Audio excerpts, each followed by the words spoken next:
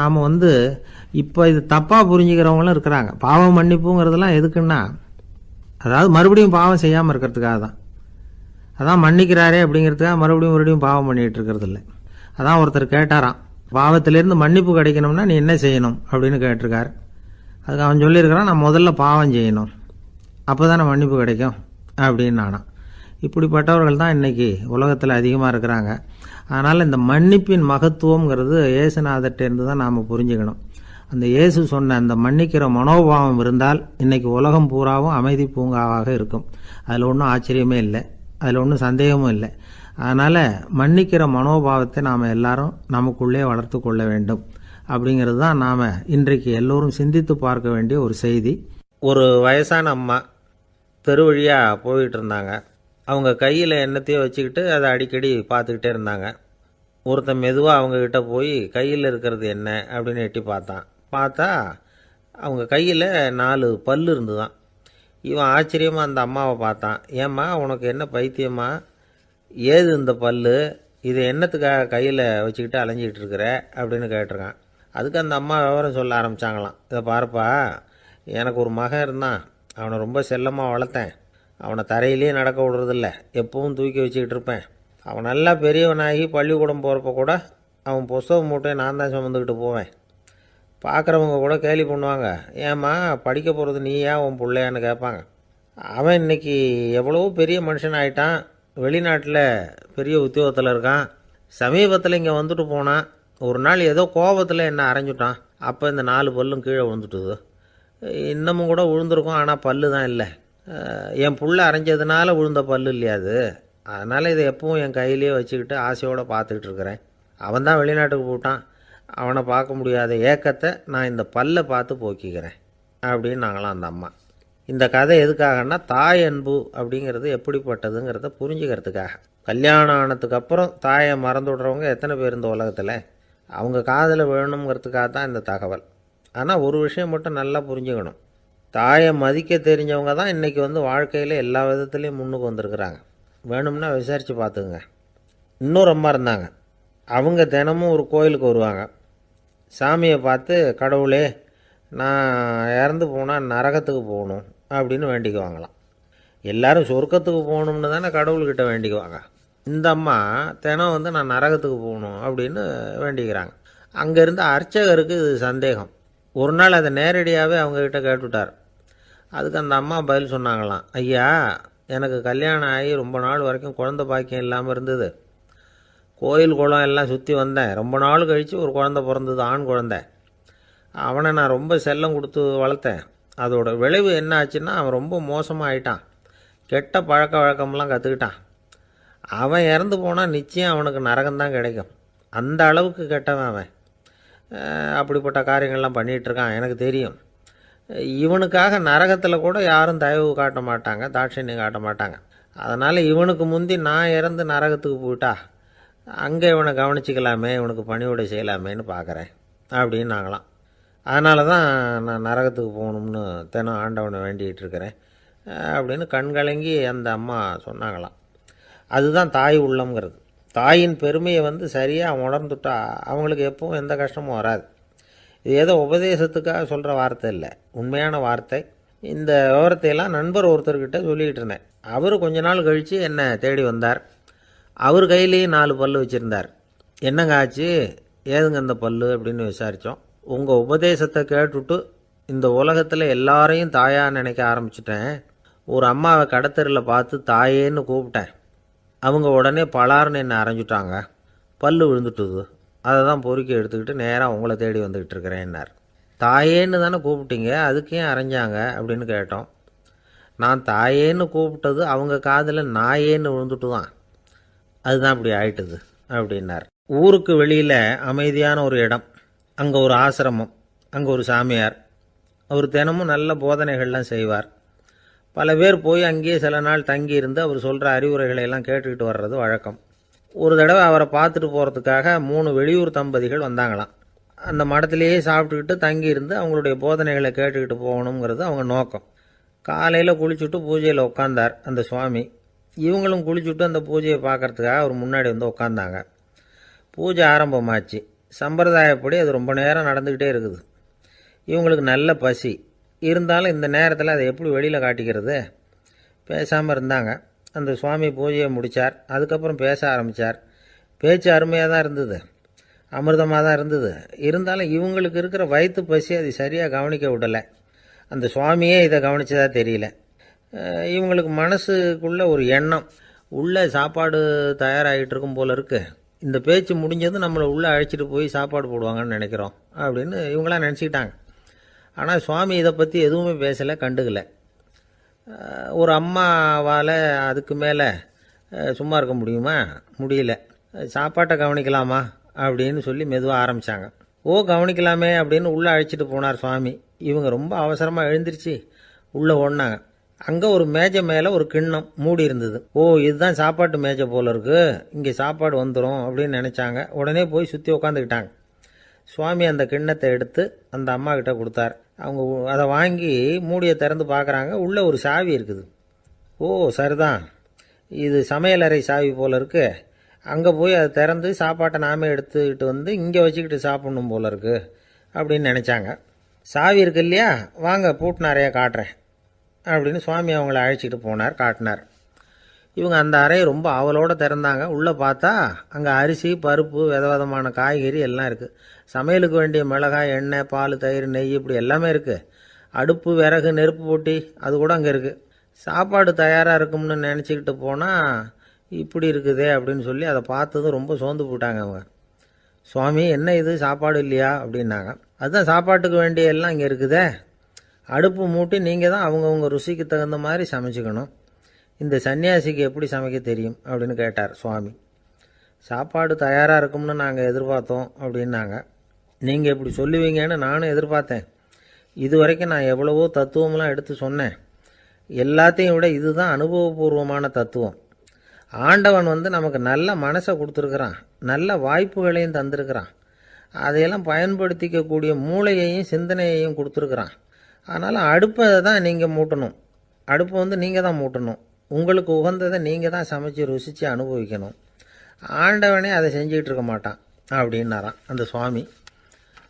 நம்முடைய வாழ்க்கையில் பல நல்ல பலன்களை பெறுறதுக்கு நாம் தான் முயற்சி பண்ணணும். அதுக்குரிய சூழ்நிலையை தான் ஆண்டவன் கொடுப்பானே தவிர அதை விளக்கிறதுக்காக தான் அந்த சுவாமி அப்படி செஞ்சு காட்டியிருக்கிறார்.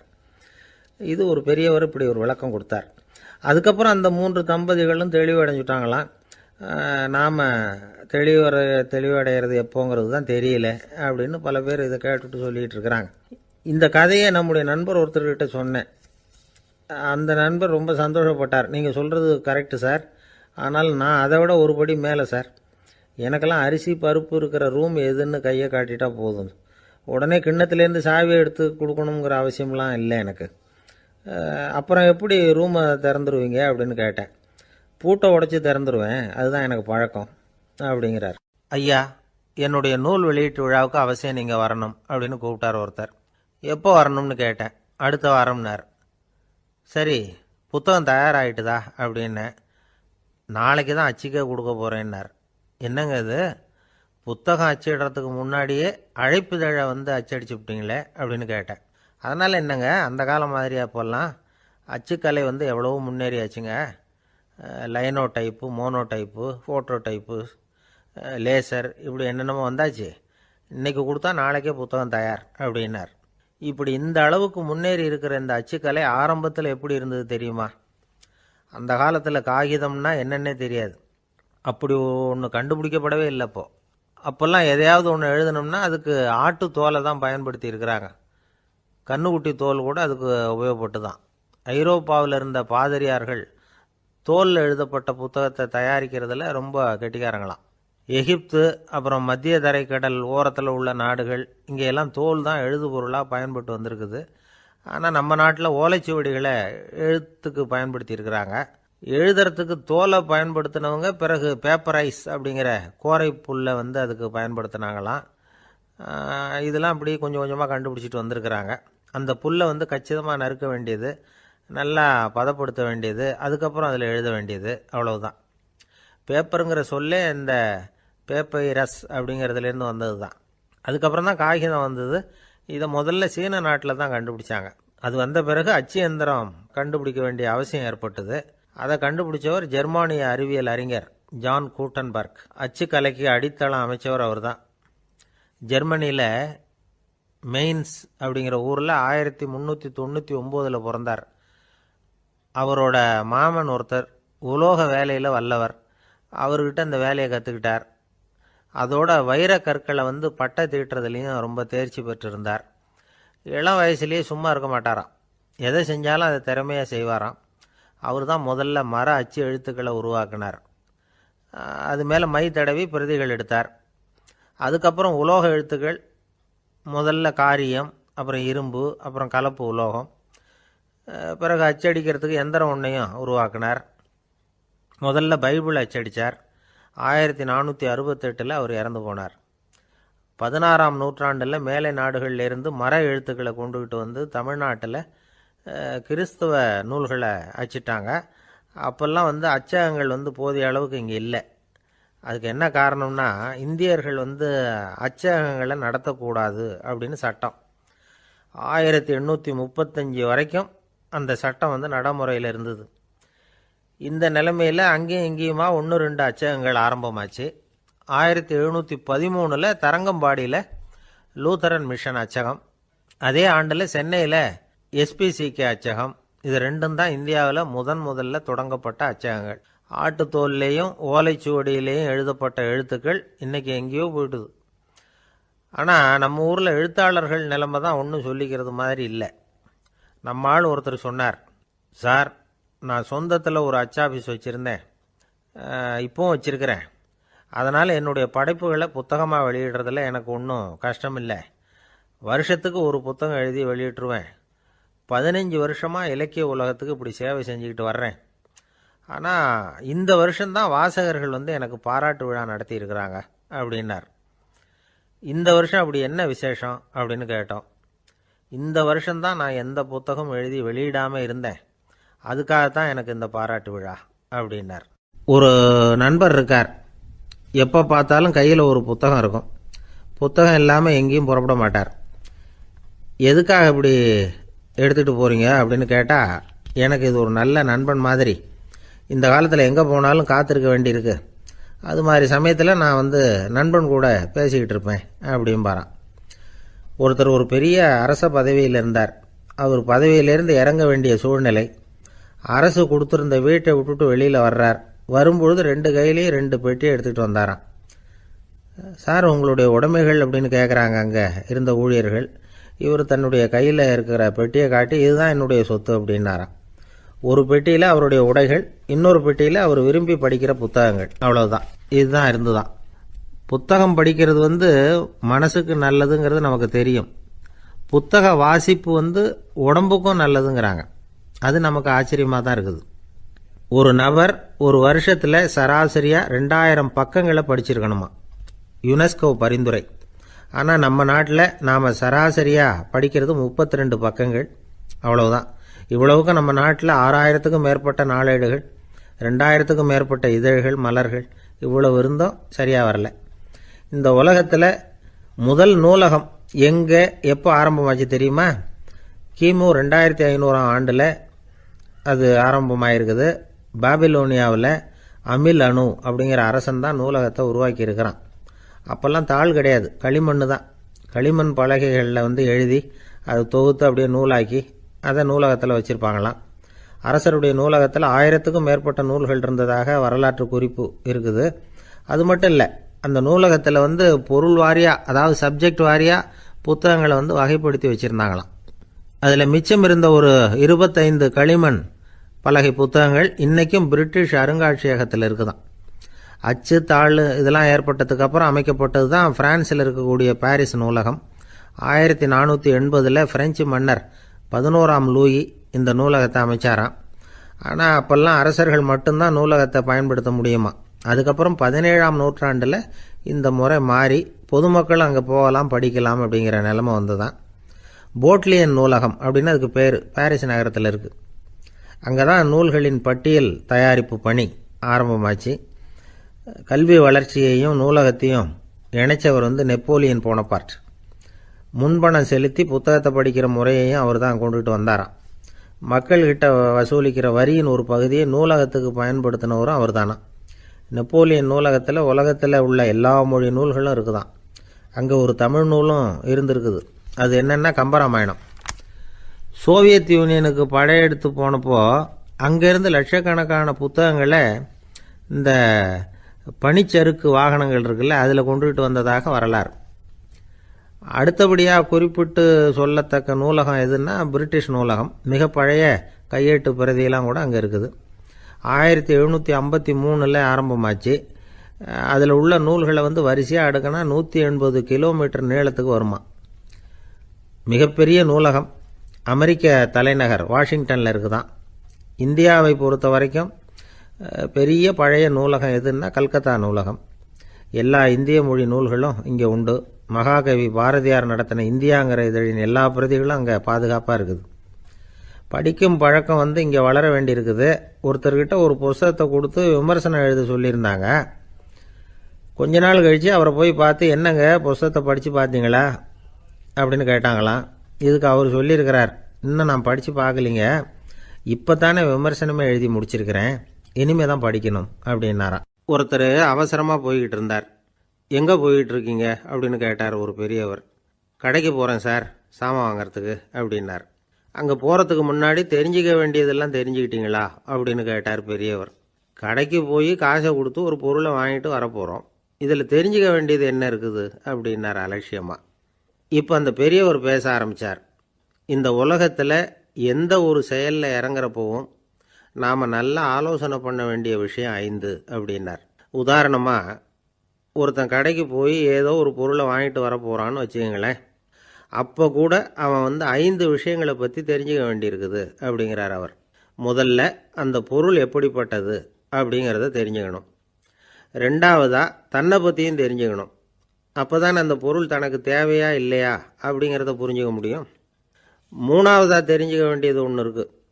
அது என்னென்னா, அந்த பொருளை அடையறதுக்கு வழி என்ன அப்படிங்கிறத தெரிஞ்சுக்கணும். அதாவது எவ்வளவு பணம் கொடுத்தா அது கிடைக்கும், இது மாதிரியான விஷயங்கள். நாலாவதாக அந்த பொருளை அடையிறது மூலமாக நாம் அடையக்கூடிய பயன் என்ன அப்படிங்கிறதையும் உணரணும். அஞ்சாவது, அந்த பொருளை அடையிறதுல இருக்கக்கூடிய தடை எது அப்படிங்கிறதையும் நாம் தெரிஞ்சுக்கணும். பெரியவர் பேசுகிறது ஏதோ தத்துவம் மாதிரி தெரியுது இல்லையா? தத்துவம்தான். அதாவது இப்படி உலகியல் வாழ்க்கையில் சின்ன சின்ன விஷயங்கள்லேயே நாம் 5 விஷயங்களை தெரிஞ்சுக்க வேண்டியிருக்குது. அது ரொம்ப அவசியமாக இருக்குது. பேரின்ப நிலைன்னு சொல்கிறாங்கல்ல, அது மாதிரி பெரிய சமாச்சாரங்கள்லேயும் இந்த 5 விஷயங்களை நாம் தெரிஞ்சுக்க வேண்டியிருக்குது. அதுக்கு பேர் என்னன்னா அர்த்த பஞ்சகம். வைணவ சமயத்தில் அர்த்த பஞ்சகம்ங்கிறது ரொம்ப பெரிய விஷயம். கடைக்கு போகிறது மாதிரி கடவுளை பார்க்க போகிறப்பவும் நாம் 5 விஷயங்களை தெரிஞ்சுக்கணுமா.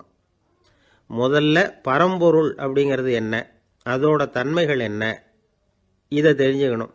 இதுக்கு பேர் என்னன்னா பரமாத்ம ஸ்வரூபம் அப்படின்னு பேர். ரெண்டாவது, நாம் யார், நம்மோட தன்மை என்ன அப்படிங்கிறத தெரிஞ்சுக்கணும். நான் யாருன்னு எனக்கே தெரியலங்கிறப்போ இதை நான் சொல்கிறேன்னு இது என்னுடையதுன்னு சொல்கிறது தப்பு தானே. அப்புறம் மூணாவது விஷயம், பரம்பொருளை நாம் அடையிறதுக்கு வழி எது, இதை தெரிஞ்சுக்கணும். இது உபாய ஸ்வரூபம் அப்படின்னு பேர். நாலாவது விஷயம், நாம் அடைய வேண்டிய பயன்கள் என்ன அப்படிங்கிறத தெரிஞ்சுக்கிறது. இதுக்கு புருஷார்த்தம் அப்படின்னு பேர். அஞ்சாவது, அந்த பயனை அடைய விடாமல் தடுக்கிற தடைகள் யாவை அப்படிங்கிறத தெரிஞ்சுக்கிறது. இது விரோதி ஸ்வரூபம். இதைத்தான் தடையியல் அப்படின்னு சொல்கிறாங்க. அதாவது பரமாத்மாவை பற்றிய அறிவு, ஜீவாத்மாவை பற்றிய அறிவு, உபாயம் பற்றிய அறிவு, புருஷார்த்தம் பற்றிய அறிவு, இந்த 4 அறிவுக்கும் எதிரடையா, அதாவது அதையெல்லாம் தப்பாக புரிஞ்சுக்கிறதால உண்டாகக்கூடிய அறிவு விரோதி ஸ்வரூபம். என்ன இது தகவலில் ஏதாவது கதை சொல்லுவீங்கன்னு பார்த்தா ஏதோ தத்துவம் பேசிகிட்டு இருக்கிறீங்களே அப்படின்னு நினைக்கலாம். இதுவும் தெரிஞ்சிக்க வேண்டிய ஒரு பெரிய விஷயந்தான். காதில் போட்டு வச்சா எப்போவாவது உபயோகப்படும். என்னுடைய நண்பர் ஒருத்தர் ஒரு நாள் என்கிட்ட சொன்னார், சார், அடுத்த மாதம் தஞ்சாவூரில் ஒரு கல்யாணம், போகிறதா வேண்டாமா அப்படின்னு ஒரே குழப்பமாக இருக்குது அப்படின்னார். நான் உடனே இந்த அர்த்த பஞ்சக உபதேசம் பண்ண ஆரம்பித்தேன். அவர் எல்லாத்தையும் பொறுமையாக கேட்டுவிட்டு, சரி சார், நான் போகிறதுன்னு முடிவு பண்ணிவிட்டேன்னார். எப்படி இந்த முடிவுக்கு வந்தீங்க அப்படின்னு கேட்டேன். அவர் சொன்னார், சார், அந்த 2வது பாயிண்ட் ஒன்று சொன்னீங்களே, அதை புரிஞ்சுக்கிட்டதுக்கு அப்புறம்தான் இந்த முடிவுக்கு வந்தேன் அப்படின்னார். என்ன ரெண்டாவது பாயிண்ட்டுன்னு, அதாவது தன்னை பற்றி புரிஞ்சுக்கணும் அப்படின்னு சொன்னீங்க. உடனே என்னை பற்றி புரிஞ்சுக்கிட்டேன், நான் யாருங்கிறது எனக்கு தெரிஞ்சுது, உடனே போகிறது தான் நல்லதுன்னு முடிவு பண்ணிவிட்டேன்னார். நீங்கள் யாருன்னு கேட்டேன். நான் தான் சார் அந்த கல்யாணத்தில் தாலி கட்ட வேண்டிய மாப்பிள்ளை அப்படின்னார். அந்த காலத்தில் அண்ணாமலை ரெட்டியார்னு ஒருத்தர் இருந்தார். அவர் வெங்கனூர் அப்படிங்கிற கிராமத்தில் இருந்தார். அங்கேருந்து விருத்தாசலம் கோவிலுக்கு தவறாமல் போயிட்டு வந்துக்கிட்டு இருந்தார். இடையில் வெள்ளாறு, அதில் ஒரு சமயம் வெள்ளம் வந்துட்டுது. இவரால் போக முடியல. அதோட விளைவு வெங்கனூர்லேயே ஒரு கோவில் கட்டணும் அப்படின்னு முடிவு பண்ணார், சிவாலயம். அந்த சமயத்தில் வடநாட்டில் பஞ்சம். அதனால் அங்கே இருந்த பல சிற்பிகள் தென்னாட்டை நோக்கி வர ஆரம்பித்தாங்க. அவங்க வெங்கனூர் வழியாக வர்றது தெரிஞ்சதும் இவர் போய் பார்த்தார். இங்கே ஒரு கோவில் கட்டணும், அதுக்கு நீங்கள் உதவணும்னார். பஞ்ச காலத்தில் இப்படி ஒரு வாய்ப்பு கிடைச்சதில் அவங்களுக்கும் ரொம்ப மகிழ்ச்சி. உற்சாகத்தோடு ஒத்துக்கிட்டாங்க. ஆலய திருப்பணி ஆரம்பமாச்சு. அவங்களுக்கு வேண்டிய எல்லா வசதிகளையும் இவர் செஞ்சு கொடுத்தார். அவங்களுக்கு எந்த குறையும் இல்லாமல் பார்த்துக்கிட்டார். அது மட்டும் இல்லை, ஒவ்வொரு நாளும் அங்கே வருவார். உங்களுக்கு என்ன வேணும், எது வேணும்னு கேட்பார். ஏதாவது குறை இருந்தால் சொல்லுவாங்க, உடனே தீர்த்து வைப்பார். இவரும் கேட்பார், எந்த குறையாக இருந்தாலும் என்கிட்ட சொல்லுங்க அப்படின்னு சொல்லுவார். அதை தவிர இவராகவே கவனித்தும் அவங்களுக்கு என்னென்ன தேவைங்கிறத கண்டுபிடிச்சி அதையெல்லாம் கொடுத்துக்கிட்டு இருப்பார். என்ன தேவைன்னாலும் அதை நிறைவேற்றி வச்சுருவார். அந்த சிற்பிகளின் தலைவன் ஒருத்தன், அந்த ஆளுக்கு வெத்தலை பாக்கு போடுறது பழக்கம். இதை தெரிஞ்சுக்கிட்டு அதுக்காகவே ஒரு ஆளை ஏற்பாடு பண்ணார். வேணுங்கிறப்போலாம் நீ வெத்தலை சிவல் மடித்து கொடுக்க வேண்டியது உன் வேலை அப்படின்னு ஒருத்தனை ஏற்பாடு பண்ணிட்டார். இப்படியெல்லாம் செஞ்சதும் அவங்களுக்கும் ரொம்ப உற்சாகம். ரொம்ப பொறுப்பாக சிற்ப வேலைகளை செஞ்சுக்கிட்டு இருக்கிறாங்க. ஒரு நாள் என்னாச்சு தெரியுமா, அந்த சிற்பிகளின் தலைவன் ரொம்ப நுணுக்கமாக ஒரு வேலையை செஞ்சுக்கிட்டு இருக்கிறான். சாரம் போட்டு அது மேலே படுத்துக்கிட்டு அண்ணாந்து பார்த்து உச்சியில் நுணுக்கமான சிற்பங்களை உருவாக்கிக்கிட்டு இருக்கான். சிற்பியின் கவனம் செதறப்படாதுங்கிறதுனால இவர் மெதுவாக சத்தம் போடாமல் கிட்ட போய் நின்று அதை கவனிச்சிக்கிட்டு இருக்கிறார். அந்த சிற்பி வழக்கம் போல் வெத்தலை பாக்குக்காக இடது கையை கீழே நீட்டினான். அந்த சமயம் பார்த்து அவருக்கு தாம்பூலம் கொடுக்குறவன் அங்கே இல்லை, எங்கேயோ போயிருக்கிறான். அண்ணாமலை ரெட்டியார் என்ன பண்ணார் தெரியுமா, தனக்காக கொடுக்கப்பட்ட தாம்பூலத்தை வாங்கி சிற்பியின் கையில் கொடுக்குறார். அவன் வாங்கி போட்டுக்கிட்டான். இது என்ன இன்னைக்கு வெத்தலை சீவல் வேறு மாதிரி இருக்குது, வாசனை தாம்பூலமாக இருக்குது அப்படின்னு யோசனை பண்ணிவிட்டு கீழே திரும்பி பார்க்குறார். பார்த்தா ரெட்டியார் மறுபடியும் சிற்பி கை நீட்டும் பொழுது கொடுக்கறதுக்காக தாம்பூலத்தை மடித்து வாங்கி வச்சுக்கிட்டு தயாராக நிற்கிறார். சிற்பிக்கு அதிர்ச்சி. உடனே பொத்துன்னு கீழே குதிச்சான். ஐயா, என்ன இது நீங்களா அப்படின்னா. இவர் சொன்னார், நான் ஒன்றும் தப்பு பண்ணலையே, உன்னுடைய கை புண்ணியம் செஞ்ச கை, கோயில் கட்டுற கை, அந்த கைக்கு தாம்பூலம் கொடுக்கறதுல என்ன தப்பு அப்படின்னாராம். ஏற்கனவே பஞ்சத்தில் அடிபட்டு வந்த எங்களை நீங்கள் ஆதரித்ததே பெரிய விஷயம். இந்த செயல் என்னை ஒரு பெரிய கடனாளி ஆகிவிட்டுது. ஐயா, எங்களுக்கு உணவு உடை இதை மட்டும் நீங்கள் கொடுத்தா போதும், ஊதியம்னு எதுவும் வாங்க மாட்டோம் அப்படின்னு நானும். அந்த சிற்பி எவ்வளோ வற்புறுத்தியும் எதுவும் வாங்கிக்கலையாம். இந்த செய்தியை தமிழ் தாத்தா டாக்டர் ஊவேசா சொல்லியிருக்கிறார். அந்த காலத்தில் எப்படிப்பட்டவங்கள்லாம் வாழ்ந்துருக்கிறாங்க பாருங்கள். இந்த காலத்தில் ஒருத்தர் கோவில் கட்டினார், வேலை செய்கிற எல்லாருக்கும் சாப்பாடு போடுவார். சிற்ப வேலை செஞ்சுட்டு சாப்பிட வர்ற ஒவ்வொருத்தர் கையையும் அன்பாக பிடிச்சி முத்தம் கொடுத்து உள்ளே அனுப்புவார். அந்த கைகளுக்கு நீங்கள் கொடுக்குற மரியாதையாது அப்படின்னு கேட்டாங்க. அடா, அது இல்லைங்க, ஏற்கனவே முதல் பந்தியில் சாப்பிட வந்தவன் மறுபடியும் வர்றானான்னு கண்டுபிடிக்கிறதுக்காக கையை பிடிச்சி மோந்து பார்க்குறேன் அப்படின்னாராம் அவர். பிரம்மத்தை அறிந்தவன் பிரம்மமாகிறான் அப்படின்னு ஒரு பெரியவர் பேசினார் ஒரு கோவிலில். தைத்திரிய உபனிஷத்து அப்படி சொல்லுதான். இதை கேட்கும் பொழுது நமக்கு ஒரு சந்தேகம் வரும். அது எப்படி? பிரம்மத்தை அறிந்தவன் பிரம்மம் ஆகிறான்னா, சிங்கத்தை அறிந்தவன் சிங்கம் ஆகிறானா, தோசையை அறிந்தவன் தோசை ஆகிறானா? இப்படிப்பட்ட சந்தேகம் நமக்கு வர்றதில் ஒன்றும் ஆச்சரியம் இல்லை. இது இயற்கை. இதுக்கும் அந்த பெரியவரே பதில் சொல்கிறார். சிங்கம் வேற, நாம வேற. அதனால் சிங்கத்தை அறிந்தவன் சிங்கம் ஆக மாட்டான். ஆனால் பிரம்மம் வேற, நாம வேற இல்லை. அதனால் பிரம்மத்தை அறிந்தவன் பிரம்மமாகிறான் அப்படிங்கிறது அவரோட விளக்கம். மனிதன் அவன்தான் தான் பிரம்மங்கிறது தெரியாதனால தான் அதை வேற எங்கேயோ தேடிட்டு இருக்கிறான். கடைசியில் அது தான் தாங்கிறது புரிஞ்சுக்கிற பொழுது அவன் பிரம்மம் ஆயிடுறான். இதை விளக்கிறதுக்கு ஒரு உபநிஷத்து கதையே இருக்குது. நமக்கு தெரிஞ்ச கதை தான், ஆனால் அதை வேறு விதமான அர்த்தத்தில் விளையாட்டாக சொல்லிகிட்டு இருக்கிறோம். ஒரு சமயம் ஒரு 10 நண்பர்கள் ஒரு காட்டு வழியாக போய்கிட்டு இருக்கிறாங்க. குறுக்க ஒரு நதி, அதை கடந்து அடுத்த பக்கம் போகணும். எல்லாரும் ஒரு வழியாக கடந்து அடுத்த கரைக்கு போய் சேர்ந்துட்டாங்க. அங்கே போய் சேர்ந்ததுக்கப்புறம் எல்லாரும் பத்திரமா வந்து சேர்ந்துட்டோமா அப்படின்னு தெரிஞ்சுக்கிறதுக்காக எண்ணி பார்க்குறான் அந்த கூட்டத்து தலைவன். அவங்க மொத்தம் 10 பேர். ஆனால் இவன் எண்ணி பார்க்குறப்போ 9 தான் வருது. ஏன்னா அவன் தன்னை விட்டுவிட்டான். எதிரில் நிற்கிறவங்கள மட்டுமே எண்ணுறான். ஐயோ 10வது ஆள் எங்கேங்கிறான், பதறான். சரி நீ இரு, நான் எண்ணி பார்க்குறேன்னு சொல்லிவிட்டு இன்னொருத்தன் வந்து எண்ணுறான். அவனும் தன்னை விட்டுட்டு எண்ணுறான். 9 தான் வருது. எல்லாரும் கொய்யோ முறையோன்னு கத்த ஆரம்பிச்சிட்டாங்க. அந்த சமயத்தில் ஒரு பெரியவர் அந்த பக்கமாக வர்றார். என்ன விஷயம்னு விசாரிக்கிறார். 10வது ஆள் 6 அடிச்சுட்டு போட்டுது அப்படின்னு சொல்லி இவங்க அழறாங்க. சரி அழாதீங்க அப்படின்னு சொல்லி அந்த தலைவனை பார்த்து இப்படி வாங்குறார். வர்றான். இப்போ எனக்கு முன்னாடி ஒரு தரம் எண்ணு பார்க்கலாம்ங்கிறார். 1 2 3ன்னு ஆரம்பித்து 9ல் வந்து முடிக்கிறான். உடனே பெரியவர் நீ தான் அந்த 10வது ஆள் அப்படிங்கிறார். இது உண்மை. நாம தான் அது. நாம தான் நம்மளை வேற எங்கேயோ தேடிட்டு இருக்கிறோம். நாம் எங்கேயோ தேடிட்டு இருக்கிறோமே, அந்த பிரம்மம் நாம தான். இப்படி ஒரு பெரிய உண்மையை விளக்கிறதுக்காக தான் அப்படி ஒரு கதை சொல்லப்பட்டது. ஆனால் அதை வந்து நாம் வேறு விதமாக வேடிக்கையாக உபயோகப்படுத்திக்கிட்டு இருக்கிறோம். எப்படி தெரியுமா? ஒரு ஆத்தங்கரையில் ஒரு 10 பேர் முழிச்சுக்கிட்டே நின்றுக்கிட்டு இருந்தாங்களாம். அந்த பக்கமாக வந்த ஒருத்தன் ஏன் இப்படி முழிச்சுக்கிட்டு நிற்கிறீங்கன்னு கேட்டிருக்கிறான். எங்களுக்கு நீச்சல் தெரியாது, நாங்கள்லாம் அடுத்த கரைக்கு போய் சேரணும் அப்படின்னு நாங்களாம். சரி நாங்கள் விட்டுட்டு போய் விடுறேன். எல்லாரும் அக்கறைக்கு போய் சேர்ந்த உடனே ஆளுக்கு ₹1 வீதமாக மொத்தம் ₹10 எனக்கு கொடுக்கணும் அப்படின்ட்டுருக்கான் இவன். சரின்னு ஒத்துக்கிட்டாங்க. இவன் ஒவ்வொருத்தராக கையை பிடிச்சி மெதுவாக ஆற்றுல இறக்கி அழைச்சிட்டு போயிட்டான். 9 பேரை கரை சேர்த்துட்டான். 10வது ஆள் பாதி ஆற்றுல போயிட்டு இருக்கிறப்போ திடீர்னு வெள்ளம் வந்துட்டுது. புடி நழுவி போச்சு. கையை விட்டுட்டான். வெள்ளம் அடிச்சிட்டு போட்டுது. அழைச்சிட்டு வந்தவன் நீச்சல் அடித்து தட்டு தடுமாறி கரைக்கு வந்து சேர்ந்துட்டான். கரையில் இருந்தவங்களுக்கு இந்த விஷயம் தெரியாது. இருந்தாலும் இவன் உடம்பு பூரா நனைஞ்சி கொஞ்சம் அதிகமாக மூச்சு வாங்க நின்றுக்கிட்டு இருந்தானா, ஏங்க ஏன் இப்படி மூச்சு வாங்குது, என்ன விஷயம் அப்படின்னு கேட்டாங்களாம். அதுக்கு இவன் கொஞ்சமாக அலட்டிக்காமல் சொன்னானா, வேறு ஒன்றும் இல்லை, நீங்கள் கொடுக்க வேண்டிய ₹10ல் ₹1 குறைஞ்சி போச்சு அவ்வளவுதான் அப்படின்னானா. ஒரு ஆள் ராமகிருஷ்ணரை தேடி வந்தான். அவன் கையில் 1000 பொற்காசுகள் வச்சுருந்தான். அதை அவர்கிட்ட கொடுத்து இதை ஏற்றுக்கணும் அப்படின்னு ரொம்ப பணிவாக கேட்டுக்கிட்டான். அவர் பார்த்தார், இது எனக்கு தேவையில்லை, ஆனாலும் உன்னுடைய மனசை புண்படுத்துறதுக்கு நான் விரும்பலை, அதனால் நீ கொடுக்குறத வாங்கிக்கிறேன்னார். வாங்கிக்கிட்டார். அப்புறம் கேட்டார், இதை பாரு, இனிமேல் இதெல்லாம் என்னுடையது தானே அப்படின்னார். ஆமாம், அதையெல்லாம் நான் உங்களுக்கே கொடுத்துட்டேன் அவன். சரி, இப்போ நீ எனக்காக ஒரு காரியம் பண்ணணும்னார். என்ன செய்யணும்னு சொல்லுங்கன்னா, இந்த நாணயங்களையெல்லாம் எடுத்துக்கிட்டு போய் கங்கை நதியில் எரிஞ்சிட்டு வா அப்படின்னார். இவனுக்கு அதிர்ச்சியாக போச்சு. என்ன பண்ணுறது, இனிமேல் அது முடியாதுன்னு சொல்ல முடியாது. ஏன்னா அந்த நாணயங்களையெல்லாம் அவருக்கே கொடுத்துட்டான்.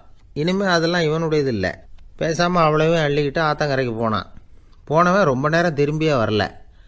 ராமகிருஷ்ணருக்கு சந்தேகம், என்ன ஆச்சு அந்த மனுஷனுக்கு, காசுகளோடு அந்த கங்கையில் குதிச்சுட்டானா, போகும்பொழுதே ஒரு மாதிரியாக தான் போனான், போய் என்னன்னு பார்த்துட்டு வாங்க அப்படின்னார். அங்கே இருந்த ஒருத்தர் ஓடி போய் பார்த்தார். அவர் போய் பார்க்கும்பொழுது அவன் அங்கேயே இருந்தான். அதுக்கப்புறம் அவர் திரும்பி வந்தார். வந்து விவரத்தை சொன்னார். அதாவது அவன் கங்கை கரையில் உட்காந்துக்கிட்டு ஒவ்வொரு நாணயமாக 1 2ன்னு எண்ணி எண்ணி வீசிக்கிட்டு இருக்கிறான். அவனை சுற்றி ஒரு கும்பல் நின்றுக்கிட்டு அவனை தடுத்துக்கிட்டு இருக்குது அப்படின்னு விவரத்தை சொன்னார் போயிட்டு வந்தவர். இதை கேட்டதும் ராமகிருஷ்ணரே புறப்பட்டு அங்கே போனாராம். என்ன இப்படி பண்ணிகிட்டு இருக்கிற, நான் உன்னை அந்த நாணயங்களை கங்கையில் வீசி எறிய சொன்னேன், நீ ஏன் அதை எண்ணிக்கிட்டு இருக்கிற அப்படின்னார். பழக்கம்தான் காரணம், நான் ஒவ்வொரு நாளும் ஒவ்வொன்றா சேமித்து வச்சேன். இன்றைக்கி என்கிட்ட நிறைய இருக்குது, உங்களுக்கு ஒரு 1000 நாணயங்களை கொடுக்கணுங்கிறது என்னோட ஆசை அப்படின்னா. இப்போ ராமகிருஷ்ணர் சொன்னார், ஒரே நேரத்தில் எல்லாத்தையும் சம்பாதிச்சிருந்தா நீ எண்ணுறது பொருத்தமாக இருக்கும். எல்லாத்தையும் இழக்கும்போது ஒவ்வொன்றா எண்ணிக்கிட்டு இழக்கிறதுங்கிறது சரியான செயல் இல்லை. அதனால் ஒரே தடவையாக எல்லாத்தையும் தூக்கி எறிஞ்சிடும் அப்படின்னார். இது இழப்பது அப்படிங்கிற ஒரு உயர்ந்த நிலை. இதை நாம் யதார்த்த வாழ்க்கையில் சம்மந்தப்படுத்தி பார்த்து குழப்பிக்கிட்டு இருக்கக்கூடாது. இழக்கிறேன்னு சொல்லிக்கிட்டு இருக்கிற காசையெல்லாம் ஆற்றுலையும் குளத்துலையும் கொண்டு போய் எரிஞ்சிட்டு வாங்க அப்படின்னு உபதேசம் பண்ணுறதாக யாரும் நினச்சிடக்கூடாது. இதில் நாம் புரிஞ்சிக்க வேண்டியது என்னென்னா, எதையாவது ஒன்றை இன்னொருத்தருக்கு கொடுக்கணும் அப்படின்னு விருப்பப்பட்டால் அதை மனப்பூர்வமாக கொடுத்துடணும். கொடுத்துட்டு அதையே நினச்சிக்கிட்டு இருக்கக்கூடாது. நம்மால் ஒருத்தர் ஒரு ₹100 நோட்டை தன்னுடைய நண்பர் ஒருத்தர்கிட்ட கொடுத்து, இது உனக்கு தான் வச்சுக்கோ அப்படின்னார். அவர் பார்த்தார். இது இனிமேல் எனக்கு தானே சொந்தம் அப்படின்னார். ஆமான்னார் அவர். அப்படின்னா எனக்காக நீ ஒரு உதவி செய்யணும்னார். சொல்லுங்கள் செய்கிறேன்னார் அவர். இந்த 100 ரூபா நோட்டை தீ வச்சு கொளுத்தி விடுன்னார். இவர் அதிர்ச்சியாகி அவரை பார்த்தார். இப்போ அவர் சொன்னார், நீ எனக்கு அன்பாக கொடுத்தது இது, இந்த நோட்டு கள்ள நோட்டுங்கிறது எனக்கு முன்னாடியே தெரியும், சீக்கிரம் கொளுத்தி விடு, அதுதான் நம்ம 2 பேருக்குமே நல்லது அப்படின்னாராம் அவர். ஏங்க எங்கே போயிட்டு வரீங்க அப்படின்னு கேட்டேன். எனக்கு வேண்டப்பட்ட ஒருத்தரை பார்த்து. ஆஸ்பத்திரிக்குன்னார். எந்த ஆஸ்பத்திரிக்குன்னே? மாட்டு ஆஸ்பத்திரிக்குன்னார். என்ன விஷயம்னே? மாமனாருக்கு உடம்பு சரியில்லை, அதுதான் மாட்டு ஆஸ்பத்திரிக்கு போயிட்டு வரேன்னார். அட பாவி, அதுக்கு அந்த ஆஸ்பத்திரிக்காக போவாங்க அப்படின்னு ஆச்சரியமா. அட அது இல்லைப்பா, முதல்ல எங்கள் குடும்ப டாக்டர் தான் தேடிக்கிட்டு போனேன். அவர் அந்த நேரத்தில் அவர் வளர்க்குற நாய்க்குட்டிக்கு உடம்பு சரியில்லைன்னு சொல்லி அதை தூக்கிக்கிட்டு மாட்டு ஆஸ்பத்திரிக்கு போயிட்டாராம் சொன்னாங்க. அதனால் அங்கே போய் அவரை சந்தித்து விஷயத்தை சொல்லிவிட்டு வர்றேன்னார். அப்புறம் தான் எனக்கு கொஞ்சம் நிம்மதியாக இருந்தது. பொதுவாக நமக்கு தெரிஞ்ச வரையில் டாக்டர்கள் 2 வகை. நமக்கு வைத்தியம் பண்ணுற டாக்டர்கள் ஒரு வகை, நம்மக்கிட்ட இருக்கிற ஆடு மாடு கோழிக்கு வைத்தியம் பண்ணுற டாக்டர்கள் ஒரு வகை. இப்போ தான் எனக்கு தெரியும் இன்னொரு வகையான டாக்டர்களும் உண்டுங்கிறது. அது யாருன்னா பூச்சிகளுக்கு வைத்தியம் பண்ணுற டாக்டர்கள், அதாவது பூச்சி டாக்டர்கள். வெளிநாடுகளில் அப்படிலாம் கூட சில பேர் இருக்கிறாங்க. பிரிட்டனில் யார்க்ஷயர் வட்டாரத்தில் ராதர்ஹாம் அப்படின்னு ஒரு ஊர். அங்கே ஒரு விலங்கியல் மருத்துவர், பேர் டாக்டர் லான்ஸ் ஜெப்சன். அவர் ஆஸ்பத்திரி வாசலில் பார்த்தீங்கன்னா தினமும் நிறைய பேர் நின்றுக்கிட்டு இருப்பாங்க. கையில் கண்ணாடி குடுவை, தகர டப்பா இப்படி ஏதாவது இருக்கும். அதுக்குள்ளே ஏதாவது பூச்சிகள் இருக்கும். அதுக்கு வைத்தியம் பண்ணுறதுக்காக வந்தவங்க தான் அவங்கெல்லாம். சிலந்தி பூச்சி, பல்லி, தேளு, பாம்பு இப்படி ஏதாவது இருக்கும். பொழுதுபோக்காக சில பேர் நாய், பூனை, கிளி, மைனா, புறா இப்படி ஏதாவது வளர்க்குறாங்கல்ல, அது மாதிரி இப்போல்லாம் தேளு, பல்லி, பாம்பு, பூச்சி இதையெல்லாம் வளர்க்க ஆரம்பிச்சிட்டாங்களாம். இது ஒரு புது ஃபேஷன். இப்போ கூண்டுக்குள்ளே டப்பாக்குள்ளே போட்டு வளர்க்குறது, அதுக்கு ஏதாவது நோய் வந்துட்டுதுன்னா வைத்தியம் பண்ணுறதுக்கு டாக்டர்கிட்ட வந்துட வேண்டியது, இப்படி இந்த பழக்கம்லாம் நிறையா வந்துட்டுது. ரத்தம் உறிஞ்சிற அட்டைகள் கூட இவங்ககிட்ட வைத்தியத்துக்கு வருதான். சிலந்திகளில் செங்கால் சிலந்தின்னு ஒரு வகை. மத்திய அமெரிக்க காடுகளில் இது அதிகம். சிலந்திகள்லேயே ரொம்ப விலை உசந்தது இந்த ரகம்தான். கால்களில் சிவப்பு கோடுகள் இருக்கும். இந்த இனம் இப்போ குறைஞ்சிக்கிட்டே வர்றதுனால சர்வதேச விதிகளின்படி இவற்றின் ஏற்றுமதி இறக்குமதிக்கு தடை விதிக்கப்பட்டிருக்குது. அதனால் இதை வளர்க்குறவங்க வீட்டுக்குள்ளேயே இனவிருத்தி மூலமாக பெருக்கி விற்பனை பண்ணிட்டு வராங்களாம்.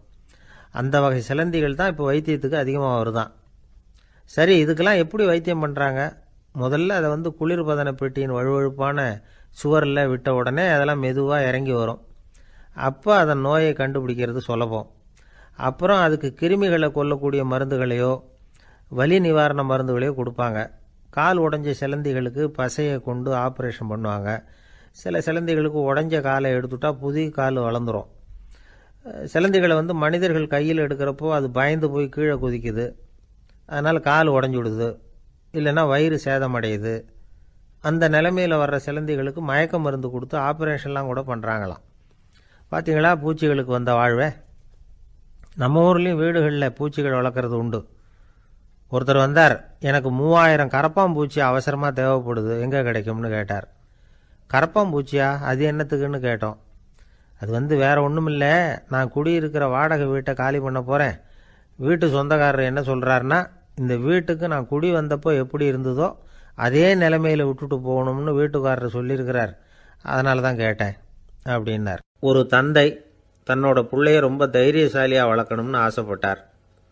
அதுக்காக அவனை கூப்பிட்டு உட்கார வச்சு இப்படி உபதேசம் பண்ணார். இதை பாருப்பா, நான் உன்னாட்டம் இருக்கிறப்போலாம் எதுக்கும் பயப்பட மாட்டேன், ரொம்ப துணிச்சலாக இருப்பேன். ஒரு நாள் ஒரு அப்பாவி எலியை ஒரு பூனை துரத்திட்டு ஓடிச்சு. நான் உடனே என்ன செஞ்சேன் தெரியுமா? அந்த பூனையை பிடிச்சேன், அது வாலில் ஒரு பட்டாசு சரத்தை கட்டினேன், கொளுத்தி விட்டேன். படபடன்னு வெடிக்க ஆரம்பிச்சுட்டுது. அது துள்ளிக்கிட்டு அங்கேயும் இங்கேயும் ஓடி இருக்கு பாரு ஓட்டம், ரொம்ப தமாஷு அப்படின்னார் அப்பா.